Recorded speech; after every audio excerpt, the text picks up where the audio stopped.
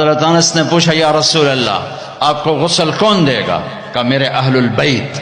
آپ کو کفن کون دے گا؟ کہ میرے اہل البیت۔ آپ کو قبر میں کون اتارے گا؟ کہ میرے اہل البیت۔ آپ کا جنازہ کون پڑھے گا؟ تو آپ کی آنکھوں میں آنسو آ گئے۔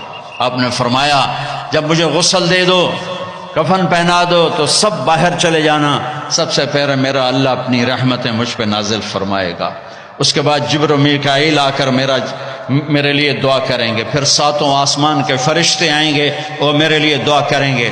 ہمارے نبی کا جنازہ ایسے نہیں ہوا کہ امام اور مقتدی، اور پھر اس کے بعد میرے اہل البیت کے مرد آئیں گے اور وہ میرے لیے کھڑے ہو کر دعا کریں گے، پھر وہ چلے جائیں گے، ان کی عورتیں آئیں گی، پھر وہ چلی جائیں گے، ان کے بچے آئیں گے، پھر وہ چلے جائیں گے، ان کے غلام آئیں گے، اس کے بعد مہاجرین آئیں گے، وہ میرے لیے دعا کریں گے، پھر وہ چلے جائیں گے، ان کی عورتیں آئیں گی، پھر اس کے بعد ان کے بچے آئیں گے، اس کے بعد ان کے غلام آئیں گے، پھر